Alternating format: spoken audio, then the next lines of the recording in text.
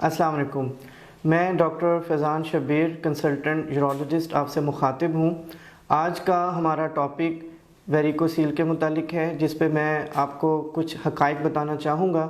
Varicocele मर्दाना बांझपन की सबसे कॉमन वजह है, जिसके अंदर सीमन, जिसको आम ज़ुबान में मनी कहा जाता है, उसकी क्वालिटी कॉम्प्रोमाइज़ होती है। अब वेरिकोसील क्या होती है, इसके बारे में मैं आपको बताना चाहूँगा कि मर्दाना खसिए, जिनको टेस्टिस कहा जाता है, उनके ऊपर खून की नालियों का एक गुच्छा होता है।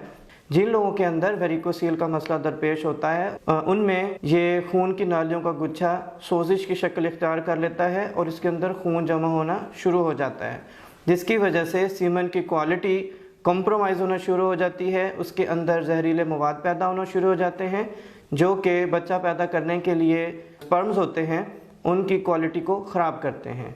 इसके अंदर सबसे पहले सीमन की क्वालिटी ख़राब होती है। उसके बाद जो टेस्टिस, जो खसिए होते हैं, उनका साइज़ श्रिंक होना शुरू हो जाता है। तो ये एक बहुत कॉमन वजह है आजकल के दौर में मर्दाना बांझपन की, जिसको आम तौर पर शर्म के बाइस डिस्क्लोज़ नहीं किया जाता।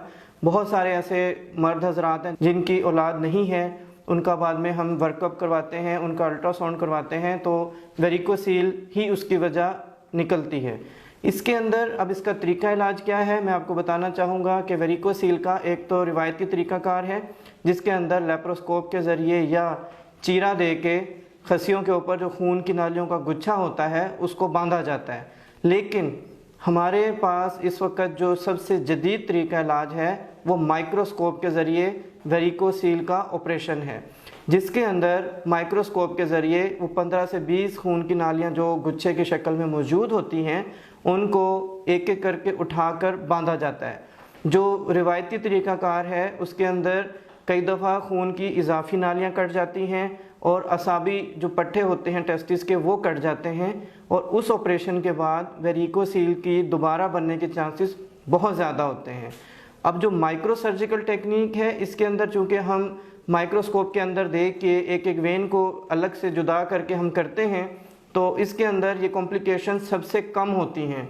इसमें मरीज़ ऑपरेशन के 2 घंटे के बाद बिल्कुल नॉर्मल अंदाज में चलना फिरना, खाना पीना शुरू कर देता है। उस ऑपरेशन के बाद हाइड्रोसील, जिसमें पानी इकट्ठा हो जाता है गोलियों के अंदर, माइक्रो सर्जिकल टेक्निक के अंदर वो भी नहीं होता, और जो सोजिश है, दर्द है, खून का ज़िया है, वो कम से कम होता है। हम इंशाअल्लाह ताला आपके शहर भक्कर में ये माइक्रो सर्जिकल की टेक्निक स्टार्ट कर रहे हैं, और हमारे बहुत से पेशेंट जिनको हमने पहले ये ऑपरेट किया है, अल्लाह के फजल व करम से अल्लाह ने उनमें से बहुत सारे लोगों को औलाद की नेमत से भी नवाजा है।